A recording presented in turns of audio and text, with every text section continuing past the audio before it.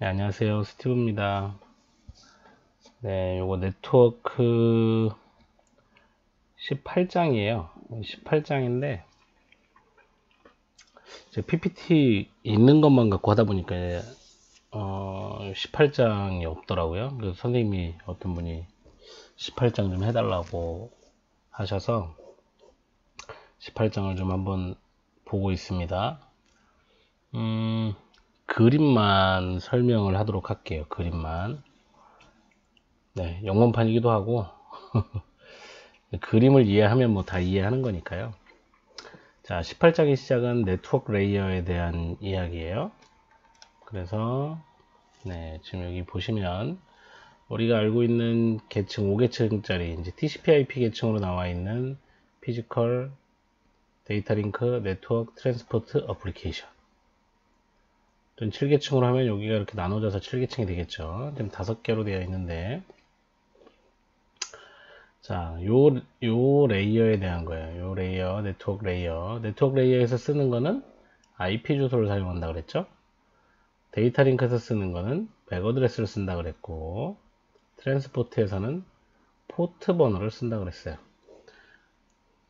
그래서 UDP의 헤더를 보면, 소스의 포트, 데스티네이션의 포트 이렇게 되어 있죠. 왜냐면 UDP가 여기 4계층 레이어이기 때문에 그렇습니다.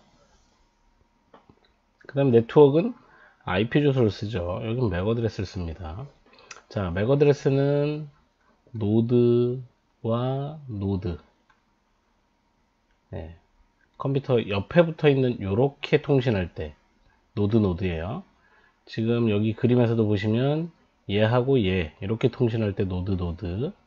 그래서 물리 주소는 건너갈 때마다 바뀐다 그랬죠.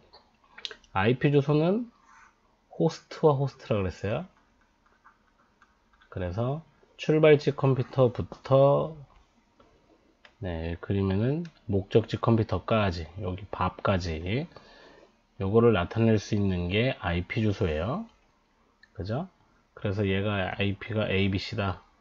그럼 요 ABC는 끝까지 절대 변하지 않는다 그랬죠? 변하지 않아야 하는 이유가 뭐냐면, 보세요. 앨리스가 데이터를 보냅니다. 밥에게. 그러면 앨리스의 데이터가 가서 라우터 2에 도착하죠? 라우터 2에서 지금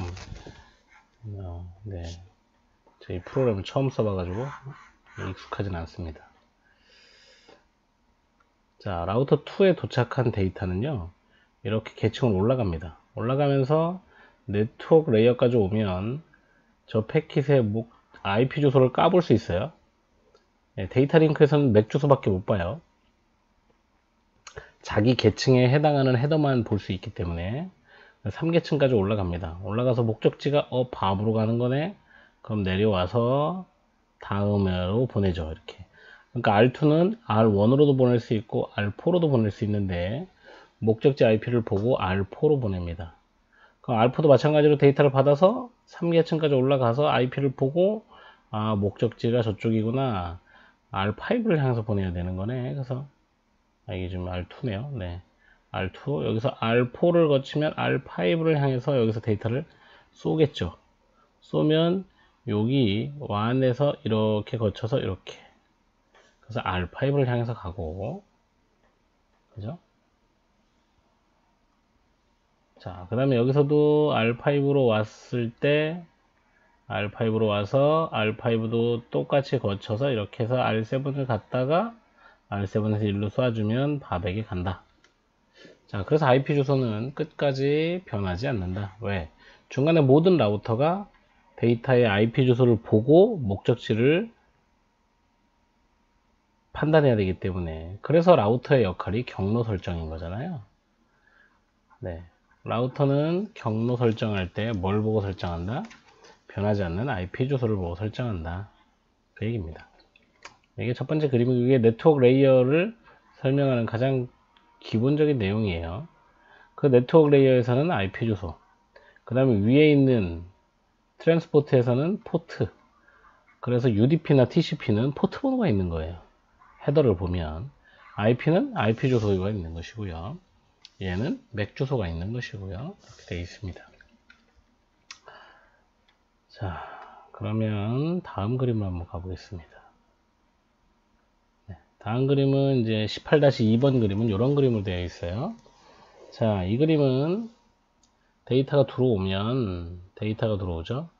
요 B라는 밸류를 가지고 테이블을 뒤져. 요 포딩 테이블이라고도 하고 우리가 라우팅 테이블이라고도 합니다. 요 테이블을 뒤져서 B네.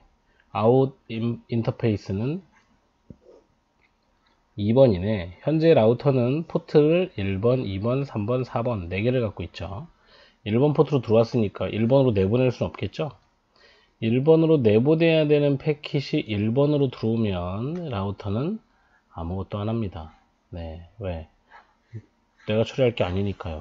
아무것도 안 하고요. 자, 2, 3, 4번을 여기 테이블을 뒤져서 내보냅니다. 2번으로 내보내네요. 자, 요 번호 C라고 하는 애는 B와 C는 같을 수도 있고 다를 수도 있다 이렇게 돼 있어요. 이게 가상회선 VCI, VPI 뭐 이런 방식 가상회선을 쓰는 방식은 바뀔 수도 있고요. 그냥 우리가 알고 있는 IP 주소를 가지고 하는 방식이면 안 바뀔 수도 있죠. 그래서 얘가 그냥 B가 될 수도 있고요. B와 다른 C가 될 수도 있다. 그런 얘기를 이 그림에서 보여주고 있는 거예요. 네. 자, 그리고 네, 프로그램이 익숙하지 않아가지고 자, 그 다음에 요 네트워크 레이어에서 하는 일은 자, 아까 전 경로 설정이 제일 중요한 거고요. 라우터에서 경로 설정하는 게 제일 중요하고 그 다음에 에러 컨트롤을 한다. 이건 챕터 10장에 나왔다는 거 얘기하는 거네요. 그죠? 자, 그 다음에 흐름 제어도 합니다. 흐름 제어도 하고요. 그 다음에 혼잡 제어도 합니다. 그 다음에 품질 서비스의 품질 제어도 합니다. 그 다음에 보안도 관리합니다. 뭐 이런 얘기 있습니다. 자, 그 다음에 자, 요거는 이제 패킷 스위치죠. 우리 말로 이제 패킷 교환이라고 얘기하는 거. 자, 1, 2, 3, 4 패킷이 4개가 있어요. 보내면 그냥 막 집어 던질 수도 있어요. 그죠? 막 집어 던지면 패킷 스위치를 한다는 거예요. 라우터들이 패킷 단위로 스위치를 해서 1번은 이렇게 보내고 3번은 이렇게 보내고 4번은 이렇게 보내고 뭐 2번은 이렇게 보낸다. 뭐 사실은 근데 이렇게 다 차이 나진 않아요. 왜냐면 라우터들이 빠른 쪽으로 보내기 때문에 1번이 갔으면 보통 2번도 같이 가죠. 뭐 1번은 1번 갈 때 이게 거의 찰나의 속도인데 1번 갈 땐 여기가 빠르고 2번 갈 땐 여기가 빠르고 사실 이것도 사실 네, 큰 의미는 없지만 이 개념적으로 본다면 패킷 스위칭은 이런 방식에 의해서 움직인다는 거죠. 네, 그래서 목적지에 도착했을 때는 이렇게 순서가 바뀔 수도 있다. 바뀌면 이 계층에서 얘들 순서를 맞춘다. 뭐 그런 얘기를 합니다. 자, 포딩 프로세서 라우터에서 커넥션 리스예요. 연결 없는 네트워크에서 어떤 일이 벌어지냐? 아까 똑같습니다. 자, 목적 어드레스를 보고 목적지 테이블을 뒤진 다음에 어느 쪽으로 내보낼지를 결정해 준다는 거죠. 그러니까 1번 패킷이 딱 나갔는데 때마침 라우팅 알고리즘에 의해서 여기 아웃풋이 3번으로 바뀌었다. 그럼 두 번째 패킷이 왔을 때는 3번으로 나가겠죠. 이제 그런 순간들을 아까 설명을 한 겁니다. 자, 그 다음에 가상회선은 어떻게 접근할 거냐? 접근해 볼까요? 가상회선이에요. 회선이라고 하는 건 전용선, 자, 서킷이 있는 거예요. 회선이 있는 거예요. 실제로는 이렇게 여러 개로 막 연결되어 있지만, 가상에서는 가상으로 마치 전용선이 이렇게 연결되어 있는 것처럼 먼저 연결 설정을 한 후에 데이터들을 집어 던지는 걸 얘기하죠. 집어 던져? 데이터를 보내는 걸 얘기하는 거예요. 그러면 연결 설정을 합니다. 그러면 R1은 이 리시버 쪽으로 가는 거는 무조건 R3로 보내야지, 무조건 R4로 보내야지, 이렇게 보내야지, 이렇게 해서 미리 연결 설정을 쫙 한 다음에 샌더가 데이터를 막 보내면 이 모든 데이터는 나에게 내 테이블에 설정되어 있는 대로 무조건 R3 방향으로 보내고, R3는 무조건 알파 방향으로 보내고, 이렇게 해서 데이터를 전송하는 것을 의미합니다. 그러니까 이렇게 전송을 하면 데이터는 모두 다 같은 순서대로, 보낸 순서대로 도착하는 일이 벌어지죠. 네. 이게 가상회선입니다. 가상회선. 화면에 마우스 포인터가 안 보이는군요. 보이게 해야 되겠네. 자, 그래서 이 가상회선에서, 네, 이제 가장 많이 하는 게 VCI, VPI. 가상회선 인터페이스인가? 이건 가상 패스예요. 네, 버추얼 서킷과 버추얼 패스 가지고 만든 게 VCI, VPI입니다. 그래서 이런 그림을 여러분들이 8장쯤에서 아마 보셨을 거예요. 이거 8장인가에서 이걸 보셨을 것이고, 지금 이게 이제 이런 그림으로 나옵니다. 그리고 밑에 그림이 있어요. 자, 그래서 앨리스가 바백에 데이터를 보내려고 하면 가상회선을 먼저 어떻게 설정하느냐, 그 얘기예요. 자, 일단 연결 설정 패킷을 보냅니다. 설정 패킷을 보내면, 자, R1이요. 1번 포트에서 B로 가는 걸 받았어요. 1번 포트에서 B로 가는 걸 받았어요. 그러면 나는, 네, 보세요. 요거는 내가 정하는 거예요. 인커밍은 내가 정하는 거예요. R1 입장에서, 이 라벨 번호, 비어있는 라벨 번호를 내가 결정합니다. 그래서 1번으로 들어온 패킷을 이제 14번이라고 정해줘요. 그리고 내보냅니다. 2번으로. 왜? B로 가는 거니까 자기 라우팅 테이블이 있을 거 아니에요. 라우팅 테이블을 보고 R3로 내보냅니다. 그러면 R3가 받겠죠? R3도 마찬가지예요. B로 가는 거구나. 1번 포트로 들어왔네. 그러면 1번 포트로 들어왔죠, 여기? 1번 포트로 들어왔어요. 얘 레벨은 66번으로 해야겠다. 왜? 내가 안 쓰는 번호로 해야 되니까요. 내가 안 쓰는 번호 66번으로 해야 되겠다. 이렇게 하고, B는 R4로 가야 되니까 3번으로 내보냅니다. 그래서 아웃고잉은 3번. 그 다음에 여기 라벨 번호 없어요. 이건 이제 OK 하고 들어올 때 결정돼요. 자, 이렇게 하고 이쪽으로 내보내요. 그럼 R4 입장에서도 B로 가는 게 1번에서 들어왔네. 얘 라벨 번호는 22번으로 해야 되겠구나. 이렇게 해서 하고 4번으로 내보냅니다. 왜냐하면 라우팅 테이블 다 뒤져보니까 B는 4번으로 나가는 거구나 라는 걸 아는 거예요. 라우팅 테이블을 보고. 그렇게 해서 이렇게 연결 요청을 합니다. 그래서 요청이 딱 됐을 때 구성된 화면은 이런 화면이에요. 중요한 건 아웃고잉에 있는 라벨이 다 비어 있다는 거죠. 이렇게 비어 있어요. 자, 그 다음에 연결이 설정되겠죠, 이제. 자, 연결이 설정됩니다. 그런데 여기 보시면 77번이 B에서 붙어서 날라오죠, 이렇게. B에서 붙어서 날라옵니다. 이걸 잘 보셔야 돼요. B에서 붙어서 날라와요. 붙어서 날라오면 요거는 이제 연결에 대한 OK 사인이죠. 네. 이게 아까가 싱크라고 얘기하면 지금은 싱크에 대한 아니지 어크죠. 어크가 하는 거죠. 어크를 보냅니다. 보내는데 자, 아웃고잉 번호 보세요. 내가 밥이 77번을 붙여서 보냅니다. 그럼 알포는 4번 포트로 들어온 B로부터 온 데이터에 대해서 라벨을 정해줘요. B가 77번 붙여서 보냈네. 77번 쓰면 돼요. 그 다음에 자, 1번 쪽으로 내보내요. A한테 가야 되니까. 이럴 때 나는 22번을 붙여서 보냅니다.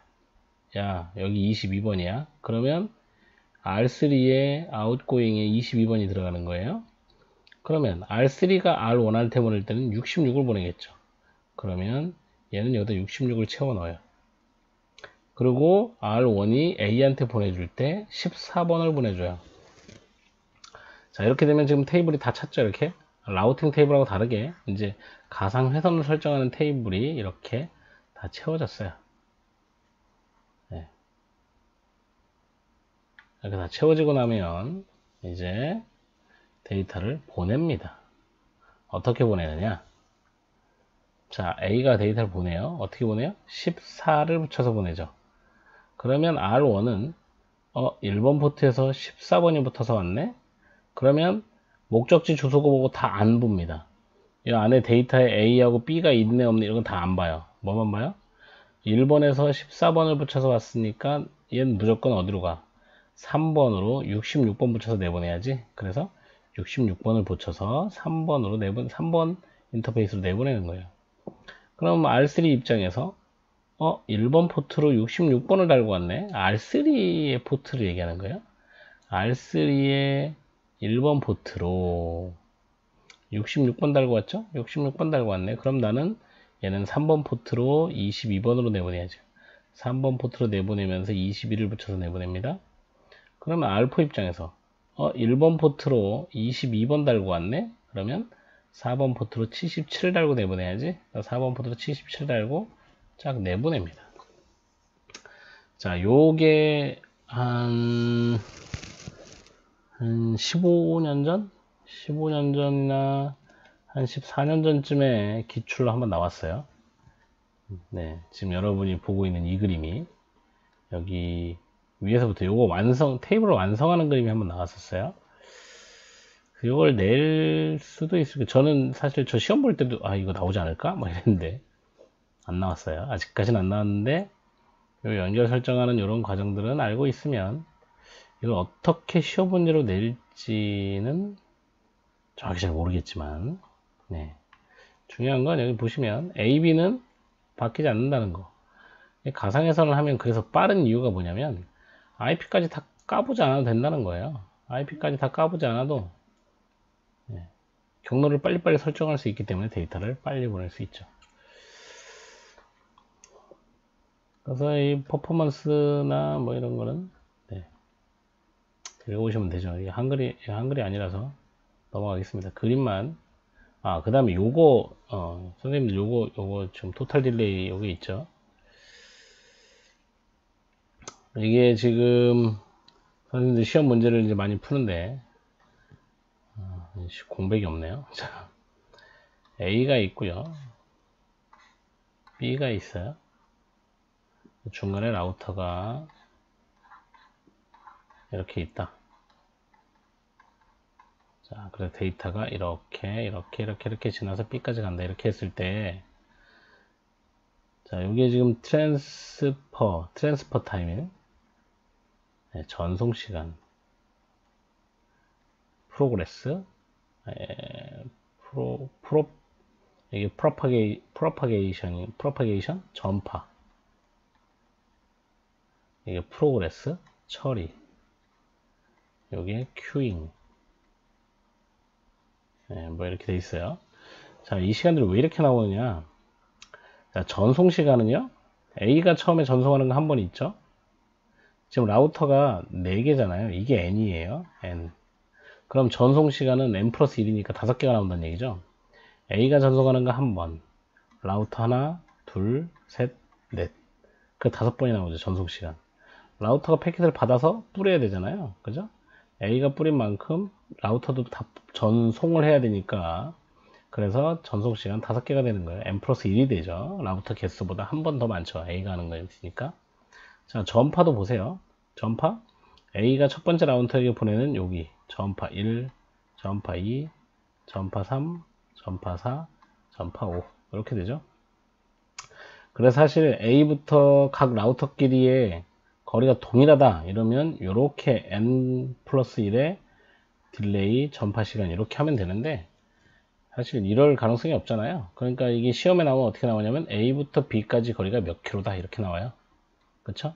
그러면 길이가 동일하다 그래서 N 플러스 1의 전파 시간을 구하나, 그냥 A부터 B까지의 전파 시간을 구하나 똑같죠?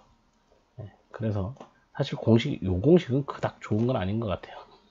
그런 면에서 볼 때. 그러면 그냥 A부터 B까지 전파 시간, 그래서 얘만 따로 빼서 뒤에다가 이렇게 딜레이에 프로퍼게이션 이렇게 해서 하는 게 더 낫지 않나, 뭐 이런 생각도 해봅니다만 원리는 그렇습니다. 그래서 이렇게 돼 있고요. 그 다음에 처리 시간. 처리 시간은 A는 처리 시간이 없습니다. A는 처리 시간이 없고, 여러분 책에 읽어보면 처리 시간이 의미하는 게 뭐냐? 여기 다 나옵니다. 여기 위에 보면 큐잉 딜레이, 프로세스 딜레이 이렇게 나오는데, 처리 시간은 헤더를 벗겼다가 붙였다가 뭐 하는 이런 과정인데, 헤더를 다 뜯어내고 목적지를 보거나 이게 내 건지 보거나 뭐 이렇게 하는 과정을 처리 시간이라고 그래요.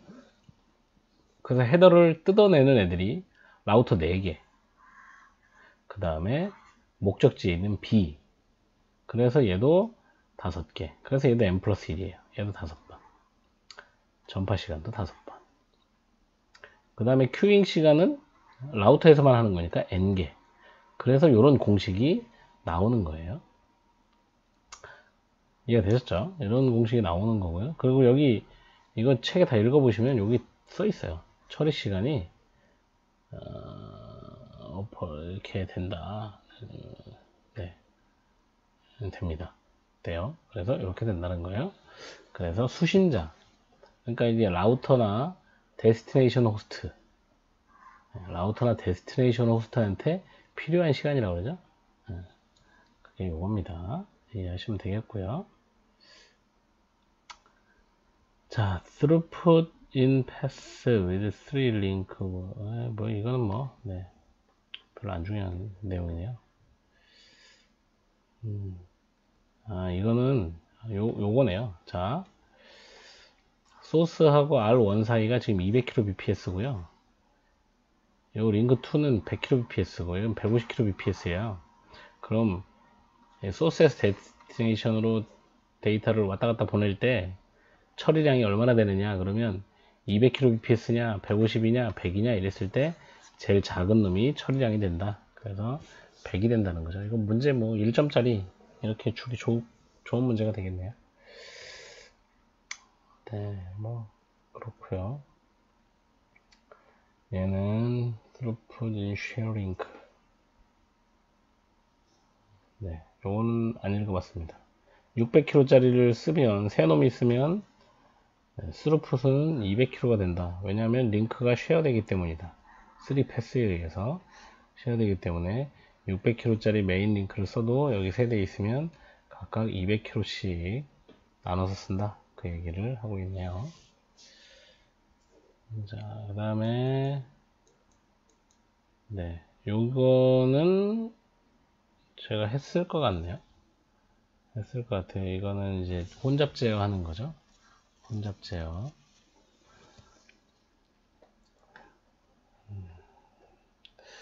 PPT가 희한하게 18장 PPT가 얘랑 안 맞는 PPT예요. 뭐가 안 맞는 PPT가 있어서 이런 그림들은 뭐 큰 의미가 없을 것 같습니다.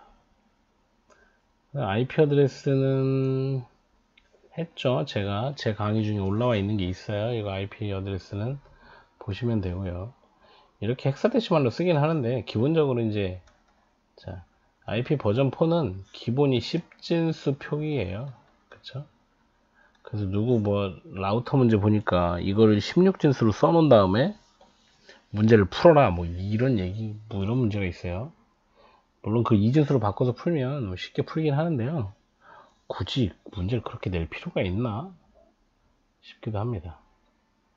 자, 클래스 풀 어드레싱은 지금 잘 사용하지 않기 때문에 뭐 이게 A 클래스냐 B 클래스냐 C 클래스냐 이런 거는 의미가 없는 얘기고요. 뭐 이거 IP를 내면 서브넷을 내죠. 서브넷을. 그쵸? 여러분 제일 힘들어하는 문제잖아요. 서브넷. 이렇게 클래스 리스트 낼 때 이렇게 해서 서브넷 마스크를 몇 비트로 할 거냐. 여기 뒤에 이제 서브넷 마스킹에 1의 개수죠.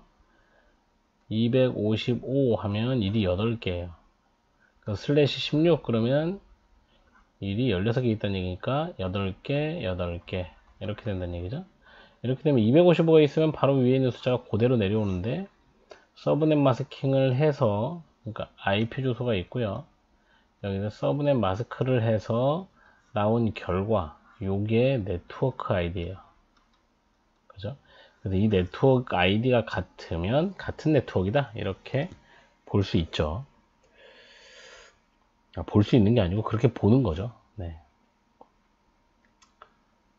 네, 그래서 이런 부분들은 이렇게 보시면 되고, 요거는 뭐 제 예제에서 많이 올려놓은 거 있으니까 보세요. 문제풀이도 올려놨죠.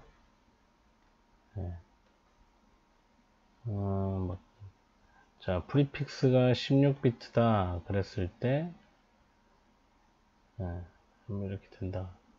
블록은 230.8.0.0부터 이렇게 55까지. 이게 무슨 얘기냐면요, 230.8.0.0부터 요 사이에 있는 모든 IP 주소는 요 프리픽스 16으로 서브넷 마스킹 했을 때 다 같은 결과가 나온다는 얘기예요. 예를 들면 230.8.50.7 이렇게 했어요. 자, 프리픽스 랭스가 16이니까요 255.255.0.0 이렇게 될 거잖아요. 이거 엔드 연산하면 230.8.0.0 이렇게 나오죠. 어떤 숫자든지 갖다 놓고 엔드 연산하면 전부 다 이거 나옵니다. 그러니까 다 같은 네트워크라는 얘기예요. 자, 20비트로 하면 이렇게가 같은 네트워크가 되는 거고요. 이렇게 해서 뭘 해보면 됩니다. 네, 이런 얘기들을 하고 있는 거고요. 그래서 결과가 같으면 같은 네트워크이다. 네, 그래서 라우팅 테이블로 사실 이런 거 가지고 하는 거예요. 이런 거 가지고, 자, 목적지 주소 보세요. 여기 목적지 주소가 230.8.50.7이에요. 그러면 라우팅 테이블에 서브넷 마스크 하는 비트가 딱 여기 써 있어요. 이렇게 16비트, 22비트 뭐 이렇게 긴 거부터 맞춰갑니다. 긴 거부터 맞췄는데 뭐 16비트짜리가 230.8 아니 16비트니까 255.255.0.0 했는데 230.8.0.0이 나왔다. 이게 나왔어. 그러면 옆에 뭐라고 되어 있냐면 next hop 이렇게 해가지고 next hop IP가 써 있어요. 이렇게. 그러면 이쪽으로 향해서 보내는 거예요. 데이터를. 그것도 라우팅 테이블 설명하면서 많이 했는데 영상을 찾아보시면 그 영상하고 제가 올린 선생님들 올려놓은 질문에다가 답변으로 영상으로 만들어 놓은 게 있어요. 그거는 글로 설명하기 좀 어려운 것들을 그렇게 영상으로 만든 거니까요. 그렇게 보시면 되고요. 지금 18장 요런 것들은 제가 강의에서 올려놨기 때문에 지금 다 넘어가는 겁니다. 보시면 돼요. 네. 그리고 제가 전에도 한번 말씀드렸는데 이런 예제 있잖아요. 예제 솔루션 이거 여러분 꼭 봐두십시오. 네. 네트워크 문제는요. 예제 문제를 시험으로 만들어서 내는 경우가 되게 많았어요. 그 예제를 정확하게 잘 이해하시면 문제 푸는데 진짜 좋더라. 네, 그 얘기를 제가 꼭 해드리고 싶었고요.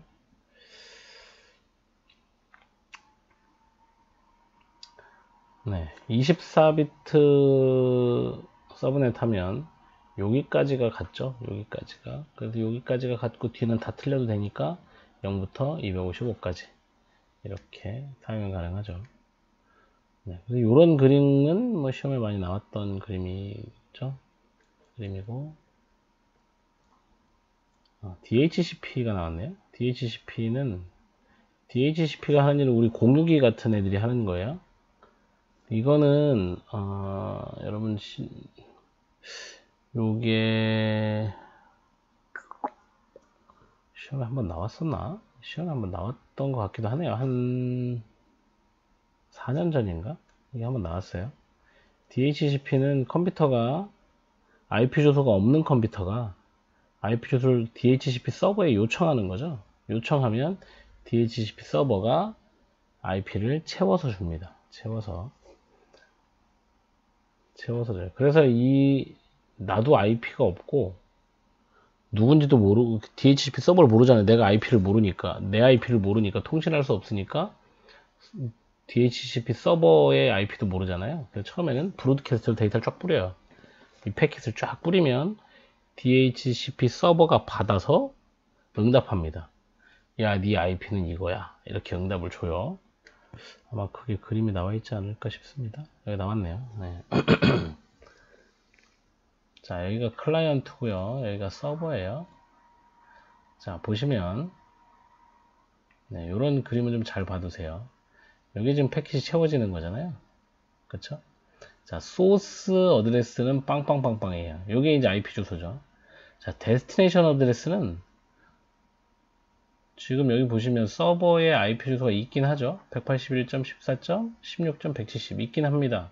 그런데 내가 내 IP도 모르는데 서버 IP를 알겠습니까? 모르죠. 그래서 어떻게 줘요? 브로드캐스트로 뿌리는 거예요. 255, 255, 255, 255. 포트 번호 이거 잘 보세요. 소스 포트는 68, 데스티네이션 67. 그러면 DHCP의 리퀘스트는 67번으로 들어간다는 얘기죠. 그죠? 응답은 68번으로 온다는 얘기죠. 그래서 UDP로 보낸대요. UDP로. UDP로 보내면 지금 여기 다 비어 있어요. 여기 다 비어 있죠. 서버 IP도 모르고 U 어드레스도 모르고 클라이언트도 몰라요. 그러니까 여기 데이터를 보내면 지금 보세요. 여러분 여기 층을 잘 보세요. 네, 층 잘 봐요. 이 그림 되게 좋은 그림이네요. 자, 여기 오른쪽에 있는 그림 먼저 보세요. 제일 위에가 어플리케이션, 그 다음에 파란색 UDP, 그 다음에 IP예요. 계층이. 네, 그래서 여기가 전송 계층은 트랜스포트 계층이고 얘가 네트워크 계층이라는 얘기죠. 얘가 어플리케이션 계층이고요. 그 어플리케이션 계층에 들어있는 얘들 다 빈칸이에요. 지금 아무것도 모르니까. 그 다음에 전송 계층 4계층은 포트 번호 쓴다 그랬죠. 그래서 지금 여기 소스 포트, 데스티네이션 포트라고 써있는 부분이 네, 트랜스포트에서 쓰는 포트 번호가 들어있는 거예요. 야, 나는 68번 쓰고 너는 67번. 이 68번은 DHCP에 응답을 받을 때 쓰는 포트야. 그러니까 너 68번으로 보내줘 이런 얘기고요. 나는 지금 데스티네이션에 67번을 향해서 DHCP 요구를 보내는, 리퀘스트를 보내는 거예요. 이렇게. 그리고 소스 IP. 나는 IP를 모르니까, 내 걸 모르니까 0000. 네 것도 어차피 몰라. 그러니까 누구든지 받아라. 그래서 255, 255, 0. 이거는 브로드캐스트예요. 브로드캐스트. 네트워크 아이디를 1111로 다 채우면 그 브로드캐스트 해당 네트워크의 브로드캐스트 주소가 돼요. 네. 아까처럼 230.8.0.0. 자, 요 네트워크에 있는 컴퓨터에게 데이터를 다 보내고 싶다. 그러면 230.8. 255.255 이렇게 쓰면 됩니다. 그러면 230.8점으로 시작하는 모든 컴퓨터가 다 수신하는 패킷이 얘입니다. 그래서 IP의 개수를 계산할 때 네트워크 ID 00이네. 네트워크 ID 여기 0이네하고 255이네 두 개를 빼죠. 이거는 컴퓨터에게 지정할 수 없는 주소들이에요. 만약에 자 230.8.70.0이야. 여기까지가 네트워크 아이디예요. 그러면 요 네트워크 아이디에 브로드캐스트 때리려면 여기 뒤에 255 이렇게 써주면 돼요. 근데 지금 여기는 아무것도 모르니까 그냥 전부 다 255를 쓴 겁니다. 브로드캐스트 하면 DHCP 디스커버네요. 그러면 서버가 응답하겠죠. 서버가 자, 야, 네 IP는 181.14.16.182번이야. 그리고 DHCP 서버의 IP는 요거야 라고 알려주는 거죠. 그 다음에 소스 나는 67번 너는 68번. 그럼 요 지금 가는 이 패킷은 몇 번으로 들어가요? 68번 포트로 들어가겠죠. 자, 그럼 소스는 내거 IP. 자, 데스티네이션 어드레스 잘 보세요. 여기도 브로드캐스트예요. 왜 브로드캐스트일까요? 여기 유저 IP를 UIP를 줬는데 당연히 브로드캐스트죠. 왜? 아직 설정이 안 됐잖아, 얘가. 클라이언트 IP가 설정이 안 돼 있으니까 얘도 브로드캐스트를 뿌리는 겁니다. 쫙 뿌리면 자, 얘가 이제 뭐야? 리퀘스트 이제 보내네. 자, 자, 리퀘스트를 보내네. 이제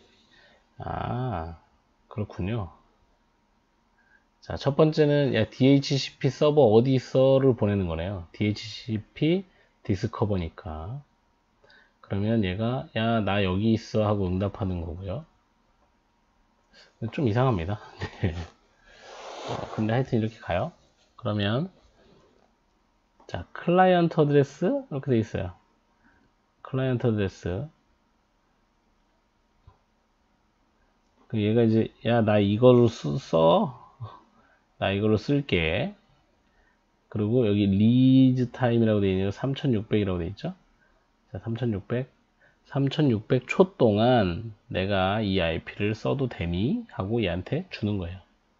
이제 지금은 이제 IP가 세팅이 됐네요. 근데 데스티네이션은 또 255네요. 이걸 보내면 그래 3600 초 동안 너는 이 주소를 쓰도록 해라. 그래서 이렇게. 그래서 원래 IP 주소가 1시간에 한 번씩 반환됐다가 돌려받았다가 다시 할당받고 뭐 이렇게 한다고 하는데 잘 바뀌진 않더라고요. 해보니까. 근데 여기서 우리가 주의해야 될 것, 데스티네이션 어드레스가 계속 255 다 브로드캐스트네요. 예. 그죠? 요건 우리가 좀 주의해서 봐야겠네요.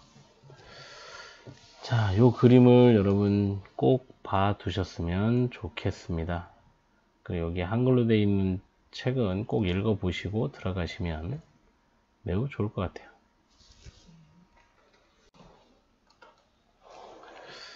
네, 뭐 한글 책 읽어 보시면 뭐 크게 어렵지 않게 여러분이 이해하실 수 있을 것 같아요. 저 잠깐 읽고 왔습니다. 자, 첫 번째 그림은 DHCP 서버를 찾는 거고요. 자, 찾아서, 자, 지금 여기 오퍼라고 되어 있는 거 DHCP 서버가, 야, 너 이런 IP를 쓰면 어떻겠니? 하고, 여기다가 제안하는 거예요. 그래서 IP가 한 개일 수도 있고요. 여러 개일 수도 있다고 되어 있네요. 그 여러 개를 제안하면 그 중에서 클라이언트가 자기 마음에 드는 놈을 골라서 나 이거 써도 돼? 이렇게 요청하는 거예요. 그러면 서버가 그래 너 이거 써 이렇게 해서 유어 어드레스를 빵 채워서 보내주면 그 여러 개 중에 하나 고른 것으로 유어 어드레스를 결정해서 사용하게 된다. 그 얘기가 책에 써 있습니다. 그래서 여러분들이 책을 신중하게 잘 보시면 뭐 한글 써 있으니까요. 그냥 보시면 돼요. 그리고 중요한 건 이렇게 잘 봐두셔야 강사들이 엉뚱한 얘기할 때 틀렸다고 얘기할 수 있어요.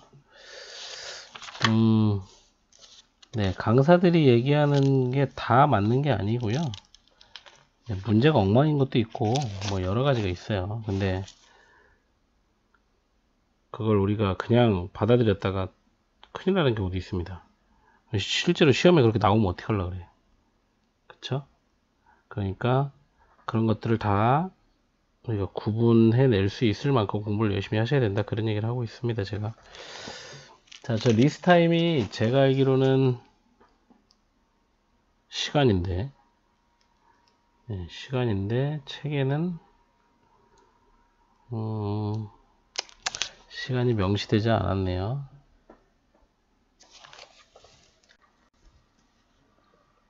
네, 시간 되시면 한번 찾아보시고 댓글 달아주시면 좋겠네요. 저거 아마 이 IP를 사용할 수 있는 시간으로 제가 알고 있어요. 네, 아니면 댓글을 달아주세요. 그 다음에 웰론 포트가 있고요. 67번, 68번. 자, FTP 이런 거는 뭐 별로. 네, NAT는 이번에 나왔던 그림이죠. 이거 이번에 나왔죠. 네, 여기 NAT. 여러분 공유기가 하는 일이 공유기에 들어있는 서버가 DHCP가 들어있고요. NAT가 들어있어요. 그쵸? 네, IP 자동 할당해주는 기능이 있죠. 그 다음에 IP를 안쪽에 사설 IP를 쓰고 얘를 통과해서 나갈 때 이렇게 퍼블릭 IP로 바꿔서 나갈 수 있도록 해주는 게 NAT예요. 그래서 어드레스 트랜슬레이션 하는 거죠. 변환해주는 역할을 합니다. 그래서 얘네 테이블은 이렇게 생겼어요. 이렇게 이렇게 생겼죠. 물론 이렇게 안 생기고요. 사실 포트 번호도 있습니다. 포트 번호도 있어요. 그래서 안쪽에서 나가는 것들을 기록하는 거예요. 바깥쪽에서 들어오는 걸 기록하는 게 아니고요. 안쪽에서 밖으로 나갈 때를 기록합니다. 그래서 1718.3.1이라는 컴퓨터에서 목적지가 25.8.2.10으로 나가요.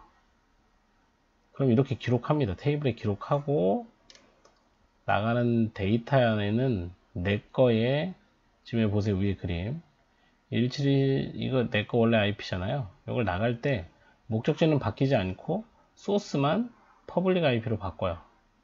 그러면 이쪽에 25.8.2.10이라는 애가 쭉 처리해서 데이터를 보내줄 거잖아요. 그때 목적지 IP가 200.24.5.8 이렇게 해서 보내는 거죠. 그러면 이 테이블에 딱 왔을 때 소스가 25.8.2.10이네. 그러면 얘는 3.1로 가야 되는 애구나. 그래서 IP를 목적지 데스티네이션을 이제 여기서 날라왔던 요거 빼고 안쪽 사설 IP로 쫙 해서 안쪽으로 쫙 보내주면 해당 컴퓨터까지 데이터가 도착하게 된다. 그 얘기죠. 이건 요번에 나왔기 때문에 뭐 사실 뭐 나올 거는 없는데 네 그래서 이렇게 돼 있어요. 그래서 private address port, external address port. 자 얘는 source, 얘는 destination 이렇게 돼 있습니다. 그래서 이제 예전에 그러면 똑같은 목적지로 갔을 때 어떻게 찾냐? 들어오면 열로 왔는데 어떻게 찾냐? 이랬는데 포트 번호 때문에 찾을 수가 있어요. 그 포트 번호가 겹칠 가능성은 매우 적습니다. 네. 자, 그리고 내용 라우팅 테이블에서 이거 나오는 거죠. 포워딩.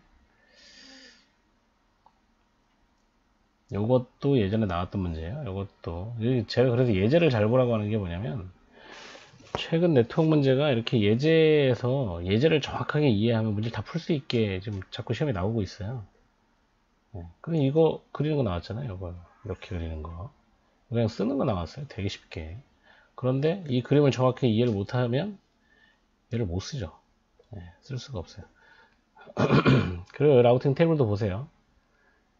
기본적으로 이렇게 세팅되어 있어요. 이렇게 가장 길죠? 점점 짧아지죠. 이렇게 그 제일 뒤는 디폴트 사실 이렇게 빵 이렇게 되어 있는 거예요. 0.0.0.0하고 매칭하면 0.0.0.0이 나온다. 당연하죠. 네. 근데 이거 그 강사들 모의고사 보면 테이블에 이 마스크 길이가 막 들쑥날쑥 합니다. 막 짧은 놈 위로 갔다가 밑으로 갔다가 막 예. 네트워크 모르는 거예요. 문제 100개 내니까 그냥 기본적인 원리는 뭐 좀 이해하니까 그냥 그렇게 문제를 만들어 내는데 실제로는 그렇게 엉망이 된다는 거죠. 그렇게 하면 전혀 다른 쪽으로 갈 수가 있습니다. 데이터가. 네, 그래서 실제로 얘들이 이렇게 마스킹을 해서 한다. 네, 한글로 된 책을 읽어보시면 됩니다. 요것도 그림을 뭐 최근에 나온 거라 다시 나오긴 좀 어렵지만 뭐 사실 뭐 어디가 나올지 모르죠. 네, 하이라키 라우팅. 네, 요거는 뭐 라우팅 테이블 엮어서 네, 요것도 최근에 네, 다 이제 비슷하긴 한데요. 이렇게 그러니까 여기 이렇게 되는 거죠. 120.14.64.0으로 한 애들 다 일리 가요. 이렇게 일리 가면 여기서 이렇게 나눠져요. 그래서 얘는 23이 되고 여기는 20이 되는 거예요. 그죠? 밑에는 상관없지만 여기는 이렇게 두 개로 나눠지기 때문에 20인 애들이 이렇게 모이고 이렇게 와서 여기서 23으로 다시 찢을 수 있다. 그 얘기를 보여주고 있는 겁니다. 생각보다 내용이 많네요.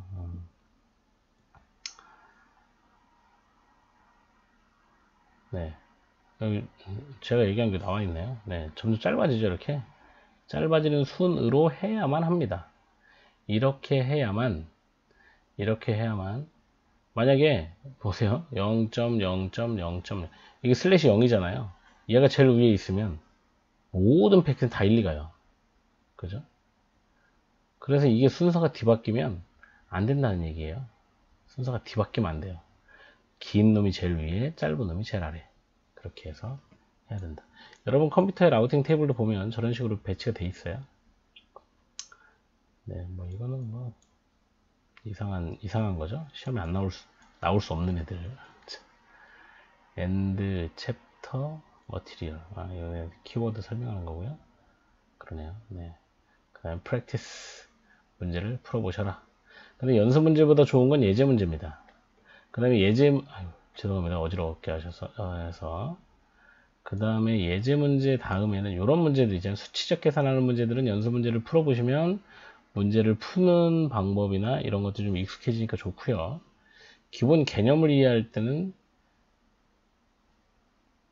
예제를 다 이해 못했는데 뒤에 가서 연습 문제 풀고 이런 거 하지 마시고요. 연습 문제를 먼저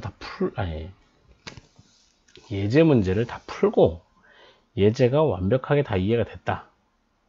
어떤 내가 자다 일어났는데 예제 문제를 옆에서 쓱 들이밀어도 풀 수 있다. 그럼 다 이해하신 거예요. 자다 깨서 책을 딱 폈는데 그 페이지에는 예제 문제 내가 막 풀고 있더라. 다 이해한 거예요. 그럼 그때 연습 문제 푸시는 거예요. 예제 이해 안 됐는데 가서 연습 문제 풀고, 예제 이해도 안 되는데 뭐 기출 문제 뽑아서 풀고 그러지 마세요. 의미 없어요. 예제가 제일 가장 기본적인 개념들을 이해하는데 제일 좋은 거라서 예제를 완벽히 먼저 이해하고 그게 끝나면 나머지를 하는 것이 더 좋다. 자, 18장은 뭐 이렇게, 이 프로그램 좋네요. 앞으로 이 프로그램 가지고 이렇게 교과서를 그대로 한번 올려서 해보도록 하겠습니다. 컴구하고 뭐 몇 개 있어요. 근데 한글판이 없습니다. 네, 한글판이 없고 다 영문판인데, 영문판이라도 이렇게 뭐 설명을 한번 해보면 여러분들 좀 도움이 되지 않을까 싶네요. 자, 날짜 얼마 안 남았네요. 얼마 안 남았어요. 저도 감독 갑니다. 네. 물론 정보는 안 들어갑니다. 예, 같은 교과에 집어넣지 않기 때문에 만날 수는 없지만, 예, 아마 같은 학교도 아닐 거예요. 네, 공부 열심히 하시고요. 정말 올해가 마지막이다, 올해 붙는다 이런 생각으로 끝까지 일단 하시고, 떨어지면 어떡하지? 아주 잘못되면 어떡하지? 그런 고민은요, 시험 본 뒤에도 할 시간이 많아요. 지금 안 하셔도 돼요. 그 시간에 공부를 하세요. 그냥 공부 돼야 말이죠. 그래도 하세요. 악착같이. 안 되면 저처럼 지금 여기처럼 그림만 보세요. 그림. 공부 안 될 때는 그림만 보는 것도 되게 좋은 방법이에요. 네, 오늘도 열공하시고 좋은 밤 되셨으면 좋겠습니다. 안녕.